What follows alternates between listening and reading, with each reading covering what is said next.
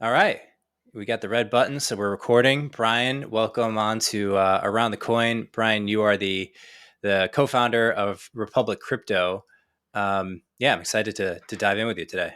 Yeah, man. It's good to be here, Mike. Thanks for having us on the show. I'm excited to kind of tell the story. I think the last time we've kind of been talking about what's going on in Republic Crypto, it's been quite a while. So happy to kind of like talk about some new announcements, new products, new things going on in the company. Yeah. Give me the early story though. Like, tell me as if I knew nothing about it. Like, how did you get this project started? Yeah, so that was back in 2017. So I co-founded Republic Crypto along with Ken, our CEO at Republic, back in 2017, and that was right around the height of the ICO days, if you remember those. Of course, you do.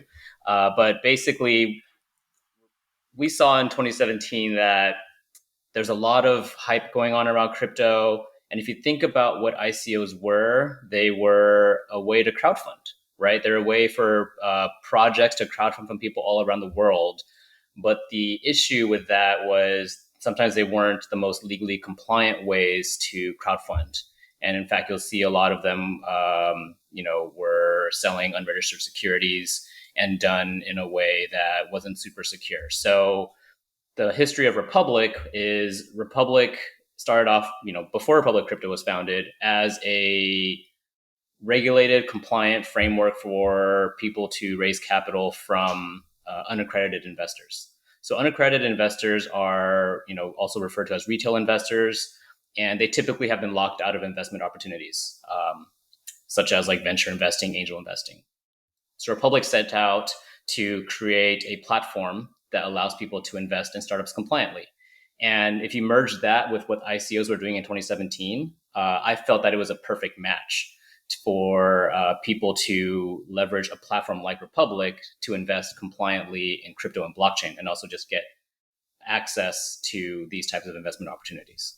Yeah, totally. And what's the origin for Republic is different, right? That was an existing company, and then Republic Crypto spun out. Like Yep. you and the founder of Republic got together and started a new company under the parent company. Is that how it's Yeah. structured? Yeah, it's not necessarily Republic Crypto is not a company under Republic, it's just a business vertical where we focus on crypto. We have other business verticals that focus on video games, real estate, and startups. We also have a Mm. private investing arm and things like that as well. But Republic itself was founded in 2016 when the Jobs Act was passed. So the Jobs Act was something that allowed basically unaccredited investors to invest compliantly into startups. So there was a securities exemption called Reg CF that was passed back then. And Republic operates under Reg CF. It operates under other securities exemptions such as Reg D, Reg S, and Reg A as well today. But in the genesis of it, it was all through Reg CF. And that allowed unaccredited investors to invest private capital. Mm. How deep did you go in the regulatory changes? Like, did you dive deep into Reg A, Reg S, Reg Yeah, CF? Yeah. Yeah, definitely. I would say, not myself personally. I've done a lot of research into it, and of course, helping crypto companies raise, we become experts in these regulatory exemptions. But I want to give credit to Ken, our CEO, Max, our legal counsel, for really lobbying on the Hill and to get a lot of these updates to Reg CF passed, updates to what qualifies an accredited investor, and things like that passed from a legislative standpoint.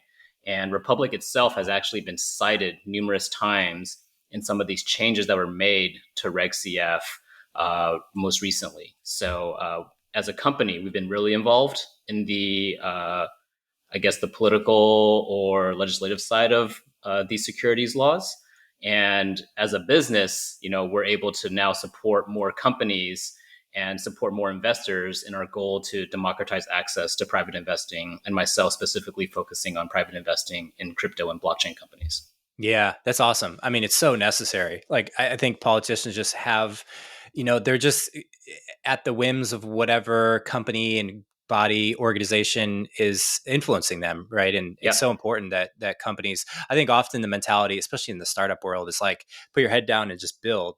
But you get to a certain size where you're like, a change in the way the legislator, what am I trying to say? The rules, The rules.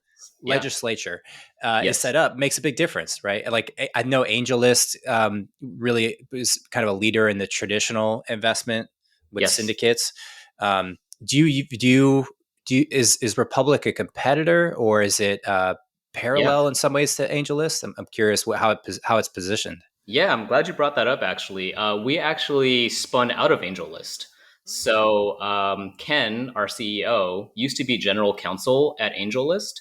And at the time in 2016, decided to spin Republic out and be its own company to focus on this kind of Reg CF focused, retail focused fundraising platform. So our DNA is very much coming from AngelList in the early days. So they're definitely not competitive at all. And in fact, we serve very different audiences. AngelList being, accredited syndicates, and Republic being unaccredited investment platform. Oh, that's cool. And so Republic Crypto now, tell me more about it. Like what's the past, and I guess where are you guys today in terms of Yeah, people, traction, vision? yeah. I think it's important. I want to talk a little bit about like how I got into being such a believer in Yeah. Republic crypto. I started off in my career or just generally in life as not coming from a lot of money, and then went through my career going through engineering, doing some consulting work, and then finally landing upon crypto. Falling down the crypto rabbit hole as most people do, and I realized that crypto can potentially be the next wealth generation event for people of our generation and people of the younger generation as well. And that being said, I was part of a crypto fund prior to joining Republic, and we were able to make a decent amount of money through private investing through traditional means. However, I saw that as like, hey, this is just perpetuating the existing ways that rich people make money, and I really wanted to set out to join a company and make my mission to democratize access to this investing so that everyday people can join. And back to the ICOs of 2017, you saw that anybody in the world can send ETH or send Bitcoin to an address that's conducting a token sale and then receive the tokens back and potentially receive a return on their investment, provided that it's a legit company and they've done their own diligent research. And these opportunities were highly unregulated at the time, and there was no compliant way to do so. And I just felt that people were really missing out on this investment opportunity because they were scared that it wasn't something that they were allowed to do in the current US laws, especially for people based in the United States. So this is part of why when I heard about what Ken was building at Republic, felt that this was a perfect match to basically allow people in on this opportunity. So that's where the genesis of Republic Crypto really came to be, where I was like, hey, I know that blockchain is a disruptive technology. I really believe in its future, and I believe it's a wealth generation event. How can I help other people win alongside everybody else? And at the same time, build up solid blockchain projects and help make crypto a thing, right? Yeah. So that's the mission of Republic Crypto when I joined, and it still is the mission today. We help to provide investment access for credible blockchain projects. And at the same time, we also are supporting what we believe are the strongest blockchain projects in the industry. Because we all know that blockchain is such a nascent industry right now.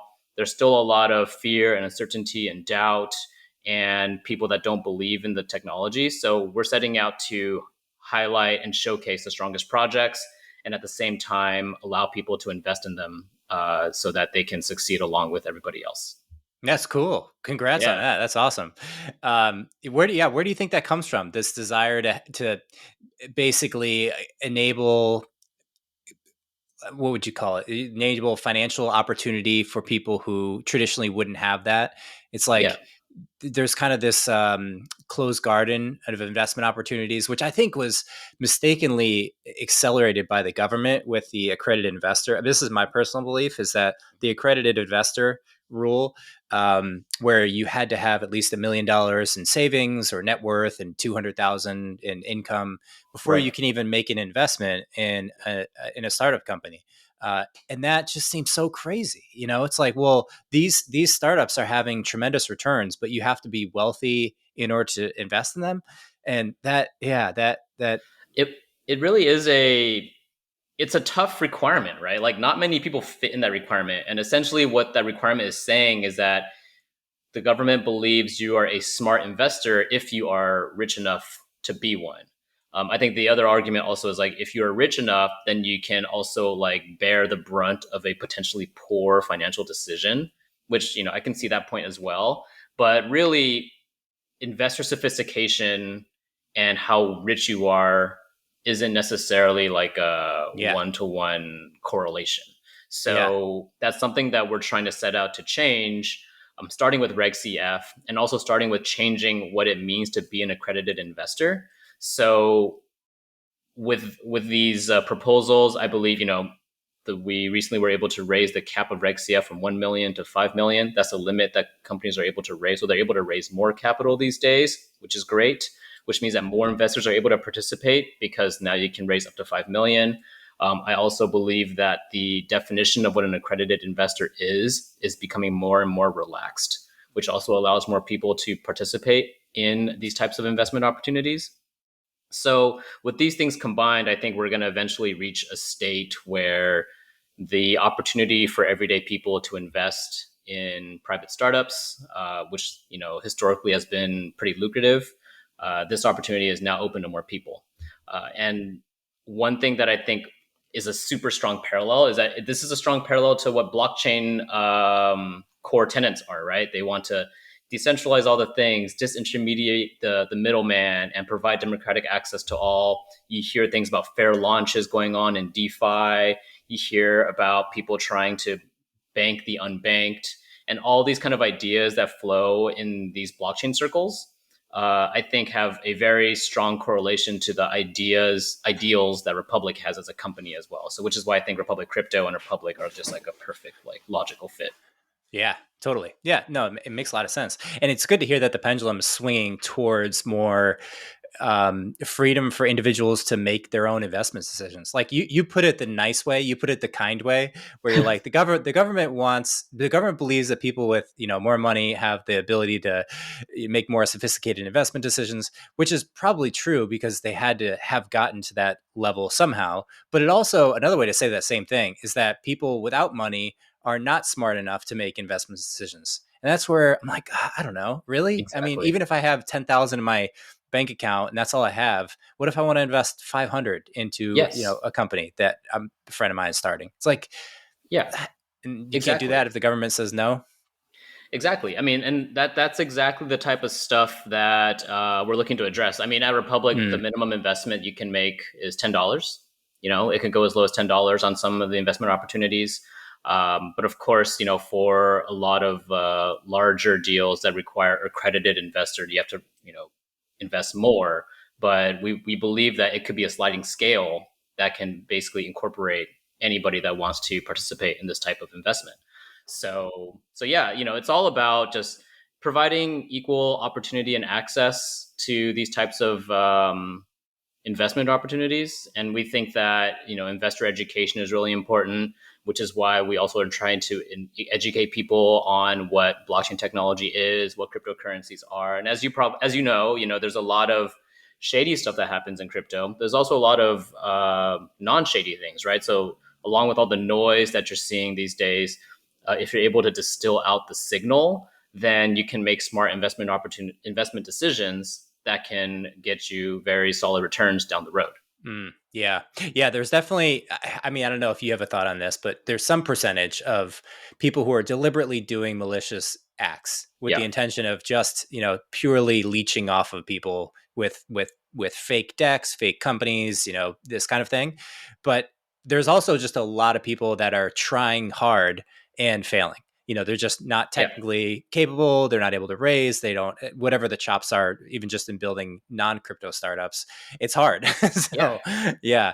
And I think those two kind of get mushed together sometimes. You're like, oh, this project failed or it didn't go anywhere after their ICO, therefore it was, a scam. It's like, well, maybe, I don't know. Yeah. I bet there's probably more good than people think in Yep. crypto, you know? Yeah, Yeah. I feel strongly about this point. Actually, we see a lot of projects coming through our pipeline here at Republic Crypto, and this is part of why we like to engage with companies at the earliest stage, literally like seed or pre-seed stage, because we trust our own diligence on what projects are, what the founding team is like, and what the technology is versus other people's diligence, and because of that, we try to find projects that are maybe like diamonds in the rough. I feel like that's kind of what you're getting at. These like people that have good intentions, strong technical background, or maybe not as strong as they need to get to the next level, but they know what they're doing and they're legitimately trying to build something good in the blockchain space.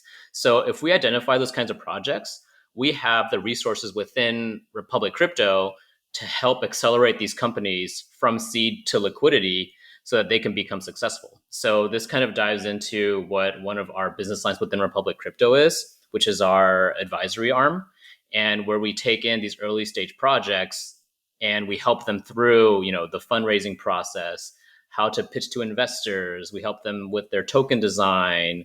We help them with PR and marketing and branding and narrative and all these things that help make a project successful.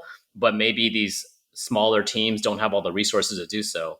And if we believe that this project has, the right mission, serves the right need in the blockchain industry, then we'll take them on and help them succeed. Because this kind of goes back to this original goal of like helping legitimize blockchain technology and help making crypto a thing.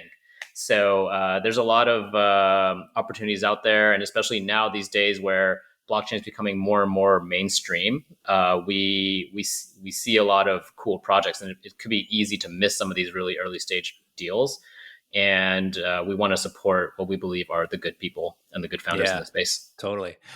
Where's Republic at in terms of like number of companies that funded, ballpark, and how do you think about the screening process or the due diligence? Like, is there numbers you think of in terms of percentage of companies that are allowed onto Republic and Yeah. success? I mean, are those kind of key metrics internally for you guys? They are key metrics. So I would say our screening process is very similar to a venture capital style due diligence process, Mm-hmm. where we evaluate projects from a financial and technical perspective. We look at things that I consider really key. So the team is obviously really really important. We look at the technology. We do a very deep dive from an engineering and also a strategic standpoint on what the token actually does, how are they using blockchain technology, what blockchain are they actually building on, and is that the right chain to be using based on their use case. We also dive into the traction of the company, right? So a lot of these projects, if they're early or maybe mid stage, we want to make sure that they have users, they have a shot at having product market fit, because at some point they're going to go out and raise, and they want to go out and have a good social signal. And in order for that to happen, they need to have a strong community. So one thing that's very key in blockchain projects and in the blockchain industry as a whole is like, how strong is your community behind the project that you're working with? And I think that's something that's, is special for every startup out there, but especially in crypto, where reputation is super important, given the amount of noise and scams that are out there. Totally. A strong community is a really good indicator, and a passionate community as well. So these are things that we really look into as we evaluate projects. So that being said, our acceptance rate is quite low for projects that we take on, because the ones that we take on, we actually do very high touch Mm. mentoring, high touch advisory on, because we want to really make sure that the projects we work with are successful. So, we only have limited bandwidth to take on the projects that we work with, but the ones we work with, we give it 100% of our time. Yeah, it's almost like an accelerator model where you're kind of doing the upfront diligence and screening. It's almost, you have a filtering process. You bring people on board, you invest in them, you help them raise money. I went through the TechStars program at Cedar Sinai, and very similar to that. They certainly didn't have the technology side, and they certainly didn't have any online platform, but it feels similar to that, right? I mean, Yeah, yeah. is that fair? Yeah. I would say so. Yeah, we're having, some people call us an accelerator, some people call us an incubator, some people call us like consulting firm or advisory. I think they all kind of serve the same purpose of, helping these early stage projects, early stage founders with scaling their company and growing their company. And these projects all have different needs, right? Sometimes they Yeah. need to hire people, sometimes they need a little bit of technical advisory, sometimes they just need introductions, right? So Mm. we have I'm so grateful, with the amount of time I spent in crypto, plus the amount of time that our team has spent in crypto and Republic as a company. We have a very strong network of not just like ecosystem partners for layer one protocols. Like we can make intros to most, if not all, layer one blockchain projects. If companies are looking to build, we can make intros to most infrastructure players in the blockchain industry. And that's a huge value add to companies that we work with. And because we have good relationships with these ecosystem partners, we're able to kind of provide a lot of value, and to our clients. And I see blockchain as kind of like Lego blocks, right? Mm. Where you have a project that's working on identity, you have a project that's working on security. They can work together, right? Mm. So we see that because we have very diverse portfolio of companies, they can all like kind of play together.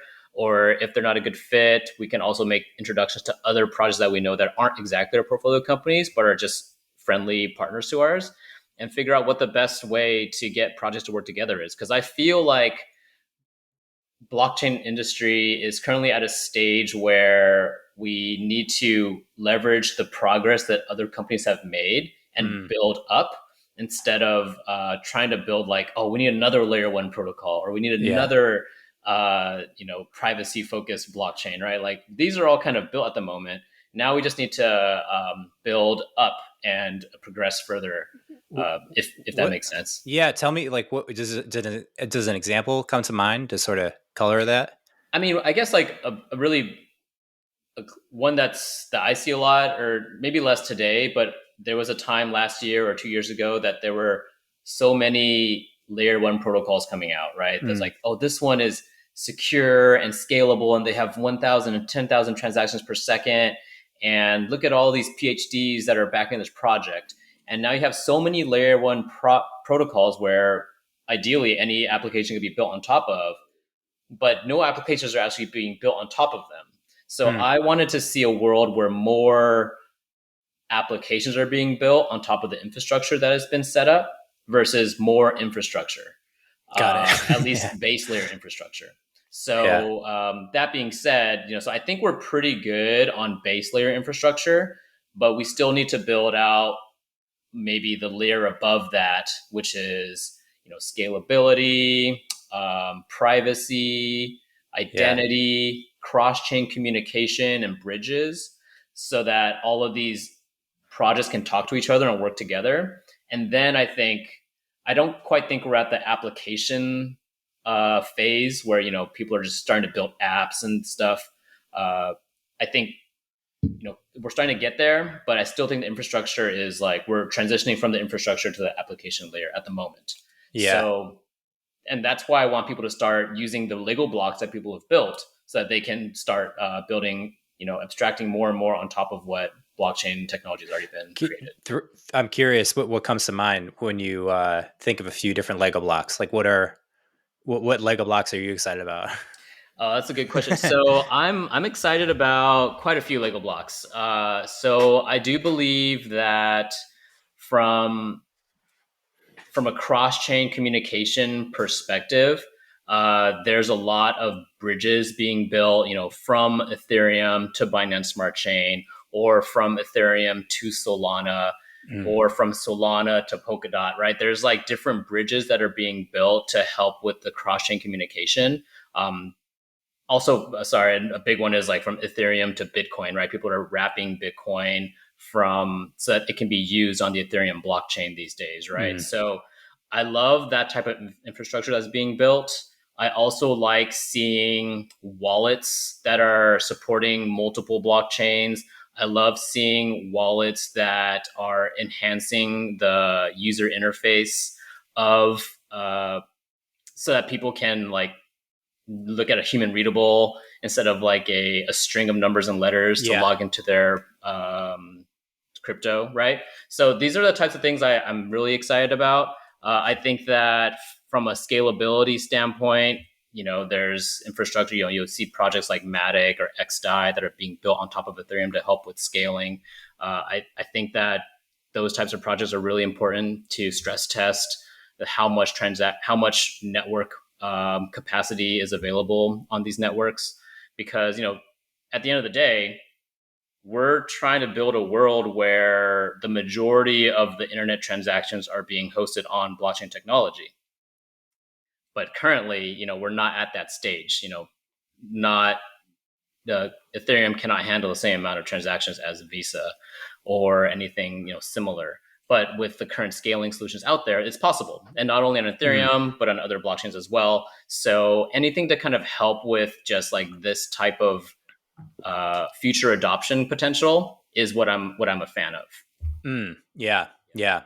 Yeah. What do you think about like the meta perspective of this? Like, I haven't really thought about this all too much, but it feels very much like you can kind of predict what we're doing here. Like similar to the physical world, Mm-hmm. humans kind of imagine this, right? They come to a fertile crescent, they come to a river, they settle down, they build some quick houses made out of teepees and materials. Then they have Yep. some time, and then they kind of slowly build up and use tools. And we have the cities that we do today because we have the time to research the materials around us and configure them in certain ways.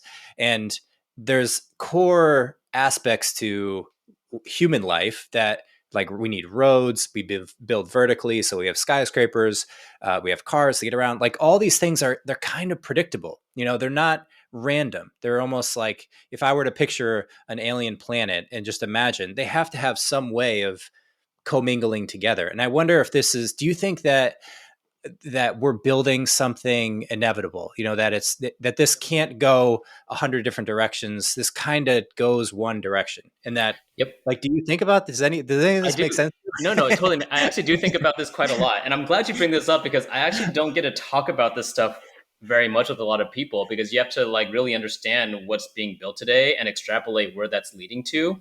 I do see a world where money and value flows extremely liquid, and and everything is automated, right? So it's not like I'm going to drive my car on the road. I'm not going to like pay for gasoline. It's just gonna the payments, as I pass through, and I'm assuming there's electric cars down the road, but like the payment that I use is per mile in the car. It's not like I'm Mm. like topping up every 100 miles or 200 miles.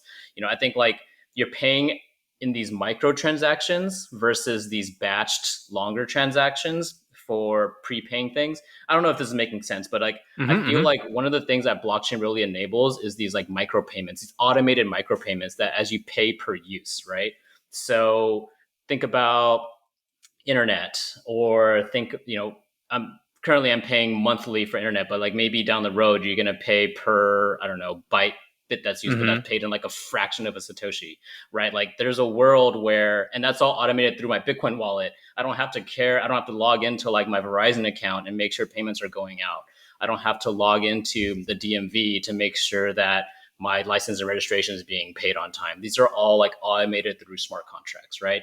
So I do see a world where the financial, value transfer is extremely automated, done through like these micro payments, and done in a way that we don't even have to think about it. And is done, and because it's done automated through smart contracts, then the transaction fees are actually, there's no middleman that's like taking a cut of what these Mm. payments that I'm doing are. And hopefully, scalability has been addressed at that point. So transaction fees actually do make sense at that time. And I think that's the world that we're building towards, as far as like financial transactions go. That brings me to another, I feel like we haven't Yeah, touched up. This is the physical world. tell me.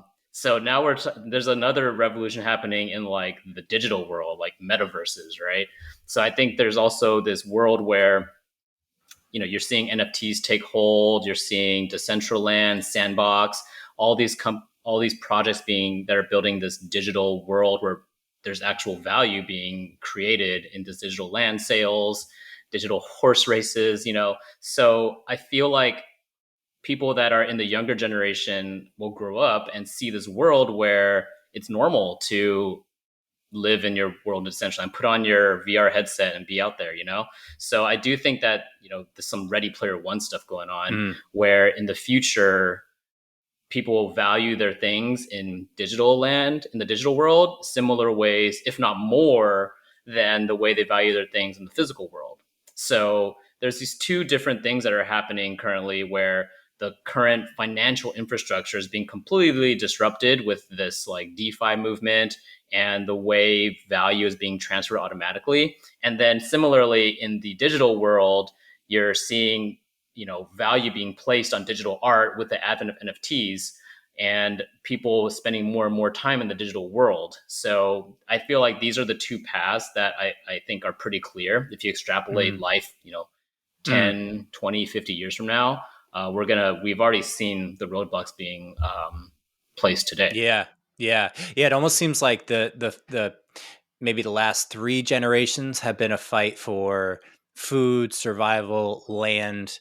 When you think about like my grandmother she lived at a time during the Great Depression where people were really worried about food. Like, they didn't want to Mm-hmm. starve, and you know, and the whole exploration of the earth, we were concerned about having land, like fighting over land. So many wars happened fighting over land. But today, it's like we're all kind of settled. I mean, for the most part. And now we're competing for social hierarchy, and we're trying to determine what is it that we're competing for. Like we have a scorecard, which is money, but then we're building stuff to solve problems. This is what startups do.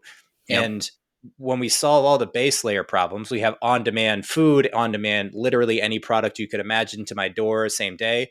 Yep. Then once that happens, that's kind of like the foundation of the house. You build the infrastructure, the scaffolding of the house, and then you come to, I think, the acceleration of NFTs.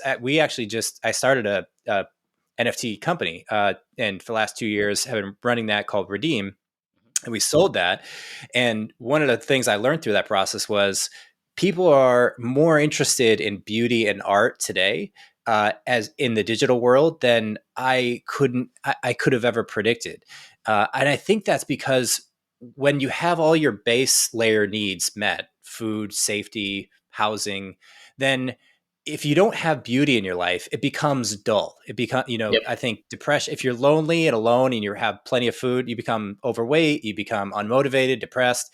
And I kind of think that's the plague of our current state. And so how do you fix that? What's the remedy for that, or the path forward? Is like, it's art, it's beauty, it's Yep. creativity. And I think the online digital expression of that is captured by NFTs. It's like like, let's compete as to who can build the most impressive digital thing, and Yep. then tokenize it so it can be recognized as a unique work of art, and allow that to be transacted and Yep. collected, and pay the people who do it.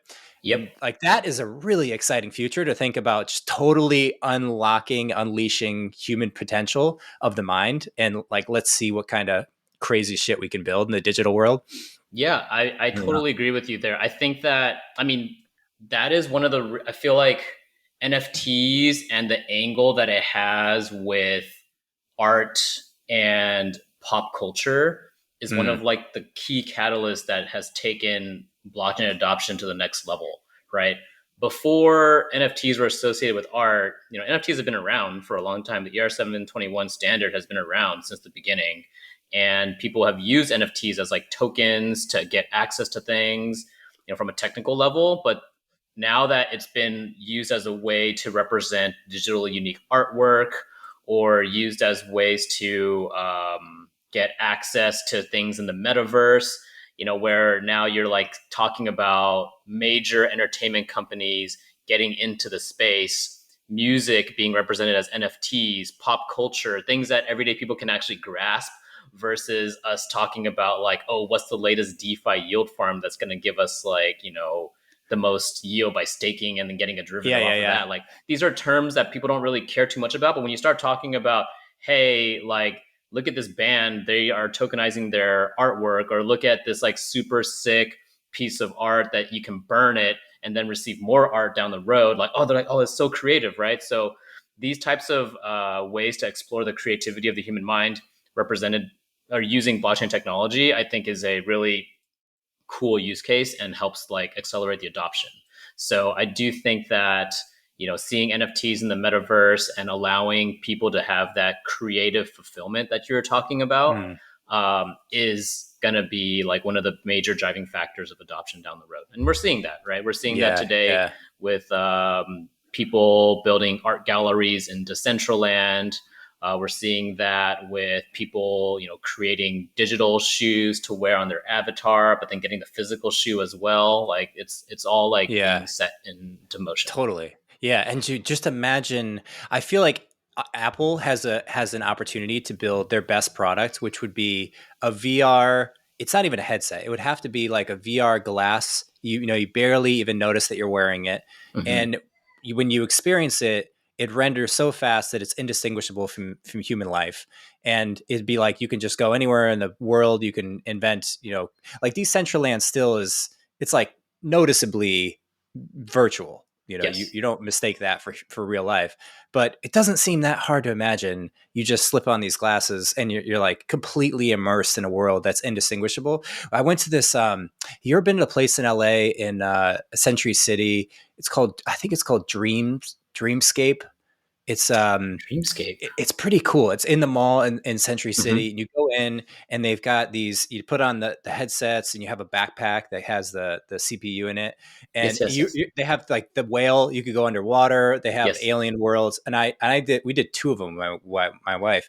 And you come out of that experience. And I remember taking the headset off and feeling like, oh my God, how do I know this is real? Like Mm-hmm. how can I be sure? Because my brain was so accustomed to that world that I was Yep. living in for the last 20 minutes that Yep. when I took this off, it's like it questioned it. That was my first reaction instinctively was like, how do I know? How can I be sure? Just when you put a VR headset on, your brain's like, oh, okay, this is not real because I've been living in the real world for the last 30 Yep. years. And it's trippy. It's like a really unique, Yeah. throw some sprinkle like legalized psychedelics on top of that and you have just a Yeah. wild world. What if I told you there is no spoon, right? Yeah, Like yeah, it's yeah. crazy. There's I'm really looking forward to that life. Honestly, like I would love to live in a world where I can just kind of escape into VR for a little bit. I especially with like the decentralization of tech teams, the decentralization of like human relationships. Like being able to hang out. Like we're in different cities, but maybe one day we can do this podcast in VR and actually feel like we're in the same Yeah. room. Like that'll be really cool. And I think we're not too far away from that future. And as people become more and more accustomed to that idea that we just talked about, then they're going to become more and more accustomed to the idea that, hey, like the shirt that I'm wearing in VR when I'm hanging out with you actually has value because there's only 10 of those that were made, right? Then you can be like, oh, yeah, those are some cool, you're wearing some cool shoes. Those are the ones that were dropped like last week, right? And in the same way that you have value, people have value in Yeezys and other like kind of like limited edition items in the real world. They're becoming more and more accustomed to that idea in the digital world because people spend more time in that digital world. I think as time progresses, right? You're talking about this like inevitability. Where do you think this is all leading to? I do think that we're leading to this world where a person's digital presence, digital persona is going to become as valuable, maybe if not more valuable than their physical persona. Because in the digital world, the possibilities are almost infinite and endless. And you can Mm, see as many people in the world, anywhere in the world, at any time, right? There's a lot of value to that. So yeah. that's kind of where I see it going. It does seem kind of Black Mirror-y, but I think it's pretty interesting. I mean, I think there's Yeah. both like a good side and a bad side to that. So we'll see as time goes on where it goes. Yeah. Yeah. Well, I think the reason Black Mirror, Westworld, The Matrix, they're all so captivating is that they represent a mythological story, something that feels like really deeply interesting, true. It's like in the world, we don't really have, like, we live in America and I don't know many people who are like religious in a serious way. And I think that the like as human beings, we kind of crave this story that we all share about what the hell we're doing in the universe, Mm-hmm. and it kind of at least offers an opportunity to imagine that. One thing that you said that reminded me of is when you assess companies, I think there's two hemispheres of our brain, but there's two ways of thinking about companies. Structurally, what are they building from a technological standpoint? How talented are these craftsmen at building their tools? And then there's also, how does this tool get used by other people? And is there product market fit? How many engineers do you know that have built something, but no one ever uses it? It's an amazing looking widget, but no one ever uses it.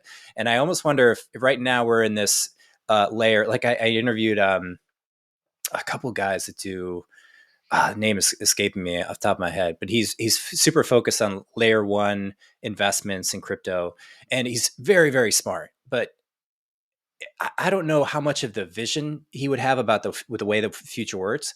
How do you think about investors and just investment philosophy today in crypto, which is pretty technical? Like if you're going to make an investment in a layer one protocol, you've got to understand a lot of the software that goes into this. And then there's things like Decentraland and all the stuff we were just talking about, which is like it may not be technically miraculous, but the impacts of building this would be miraculous. And it's more like a Yep. visionary investment. How do you guys have I mean, you must be able to do both, but how do you Yeah. think about this? Yeah. That's a great question, and I think, how do I go with this? So I do think we're early, we're still very early on in the blockchain industry, which means that we still have to stay very technical in our investment Hmm. thesis because we are literally building the foundational building blocks of the future. So because Yeah. of that, the technical foundation must be very strong. So I'll put that there. But the other aspect of blockchain investing or crypto investing that maybe is unique to crypto is, I would say, like the memeability of a lot of these Mm. investments. So like how well can they be marketed to the crypto audience or to the Mm. crypto community? And one thing that's unique about the crypto community, which I think is now bleeding into other parts of investment, is that these are internet native people, right? They care about memes, they care about being able to share this on social and have fun and talk about it and make fun with it. So that's why things like Decentraland, NFTs, uh, CryptoPunks, right? These are all like, I Mm. mean, Shiba Inu coin, you name it. Like all of these things are able to get such good traction because they're very much in line with this internet meme culture and people that have grown up, with, the Reddit Yeah. philosophy and things like that. So you just got to kind of know your audience, and when you do your due diligence, like that's something that we have to keep into consideration, right? So these are like two very interesting things that we think about when we make investment decisions, and also when we go out and help our projects raise, right? Like there is such thing as like a meme marketing campaign, but in order to support the meme marketing campaign, you do have to have strong tech fundamentals, which I think is such Yeah. a cool part about being in crypto, right? Like yes, like we know the tech, we are doing we've done the math, but also we know how to have fun with the marketing, and Yeah. like just that blending of like culture and fun with the technical skill set, I think is personally a blend of things that I like, a blend of my core competencies, but also something that I think is shared with a lot of people in the crypto industry, right? So that like ability to, I think that's like part of like the investment thesis, or like something that companies need to be aware of when they're raising and when they're building in this industry. Totally. Totally. Any companies that stand out to you as having done this particularly well? Yeah. Yeah, I think a lot of DeFi projects are very Yeah. good at doing this. I'll call out, Sushi Swap as a really strong Yeah. one, or even Uniswap. They just are able to have a strong underlying technical foundation, but at the same time, they're like, oh yeah, we're sushi. This is like a food that generally people like. We're also gonna, you know, we're gonna like dive deeper into this meme and now put out a bento box, and then check out our new product which is called Mirin, right? Like then they're just like kind of leaning into it and Yeah. turning it into a fully fledged DeFi suite of products, right?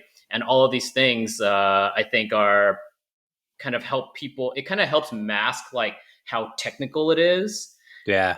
in a way that people can adopt it and talk about it and say Yeah. like, oh yeah, I'm mining sushi. Like, what is that? Then it becomes interesting. And then they start diving deeper and it gets people to be more interested in what the underlying product actually is. So it's a really cool way to make this like maybe historically complex thing called DeFi into something that's more interesting and digestible. So Totally.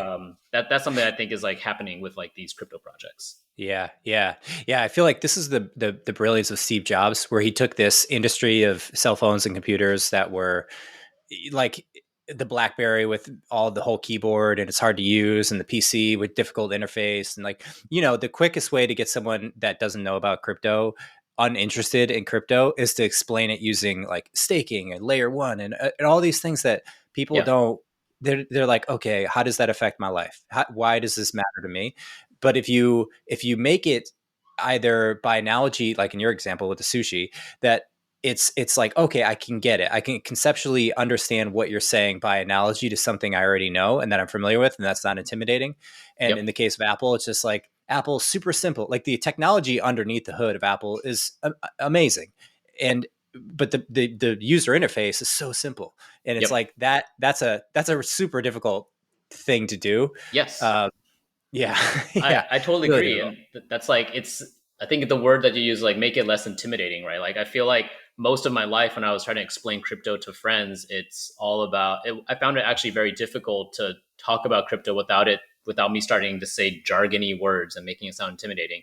But once a lot of like the DeFi food and animal projects started coming up, people started becoming interested, Yeah, and then I can now start dropping words like sushi or bao or anything to like get them interested, and then they're like, oh yeah, now they're actually interested in learning about what's actually under the hood, because like, oh, I want to collect more sushi, right? So yeah. it's kind of a fun thing to say. Yeah, yeah, right. Like try to explain how the kernel works and silicon processors in a way that, like, at some level it's not relevant to people. Like Yeah. you don't need to know that. It's unless you're just interested for the fact of contributing, on that level. But like the interesting level is what can I do with it? Like Yeah. Trello and Jira and Facebook and all the applications are where the Exactly. human mind interacts with computers, which is yeah, I think the fun part, and also where a lot of the investment opportunity is too, because you have to understand both. Um, yeah, I want to ask you on Republic, where are you guys at in terms of traction? In terms of like, I know you mentioned low percentage of companies that get in. Mhm. Um, are there any numbers you could throw out at ballpark? How many companies have raised or funding or things like that? Yeah. So at Republic, let's see some traction that I can talk about. Basically, our user base has actually grown quite a bit since we've started. We recently hit the 1 million user mark at Republic, which is really great. Awesome. So we have investor network of 1 million that are get to take a look at projects that list on our platform. As far as crypto, Republic Crypto goes, we're currently at between 10 to 15 active clients that we are working with, all of which will eventually be fundraising down the road. Um, we've also done what's called a public token sale. Think of a token sale in which people can just kind of contribute either USD, USDT, USDC, Bitcoin or ETH, and raise capital from. We did one token sale earlier this year, Siri Network, and we're planning on doing a few more later this year. So, as far as the crypto side is going, we are gearing up for some pretty big announcements coming actually quite soon. So stay tuned on some of those. But we've been doing a lot of building behind the scenes. So if you go to republic.co, which is our main website, you'll see projects that are raising on our main portal. But a lot of the work that we're doing on crypto team is actually behind the scenes. And that's actually due to a lot of like regulatory and compliance reasons. So there's a lot going on that you don't see on the main site.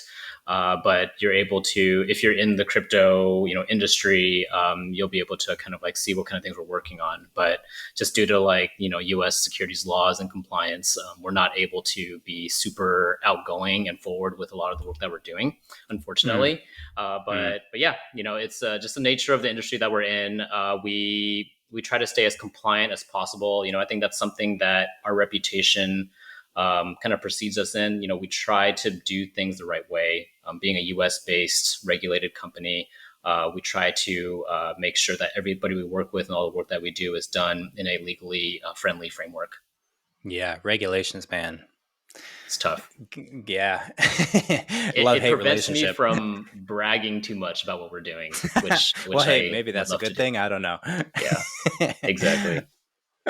Cool, man. Well, I really enjoyed talking to you, Brian. This is fun. Any way people can, I mean, I'm sure you guys are on all the social networks where Republic. Do you use Twitter or other? Yeah. Yeah, I'm on Yeah. Twitter.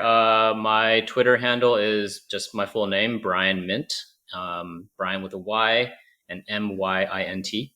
You can also find Republic Crypto is on Twitter as well, Republic Crypto, and that's probably the best way to catch us and find out what we're doing these days. And yeah, I do love being on Twitter. I don't tweet too much, but I think for me, Twitter is a really great way to get news because you're able to kind of curate who you follow, create these lists, and stay on top of it. Plus, it's a much more real time, free flowing like thought, Yeah. format versus maybe Medium posts or other articles that maybe take some time to write.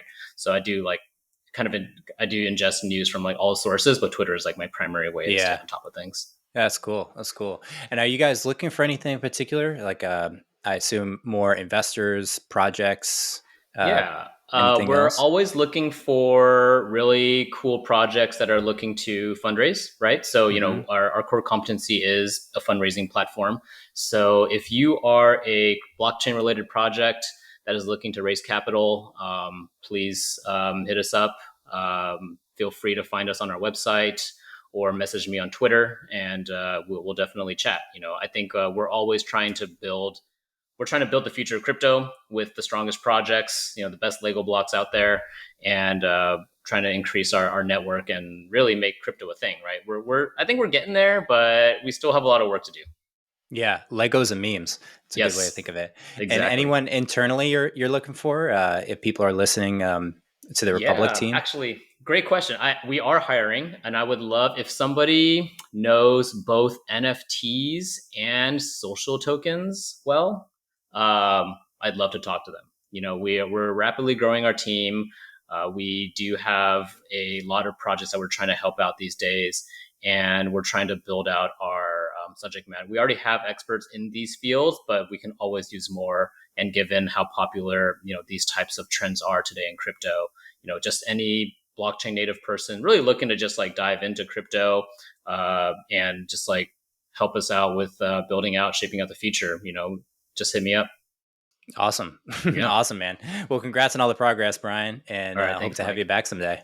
Yes, definitely. Thank you for having me on, Mike. I really appreciate it. This was cool talking. I love the future brainstorming stuff that we did. I don't really get to exercise that part of my mind too much, so appreciate it. Yeah, totally. All right, man. Take care. All right.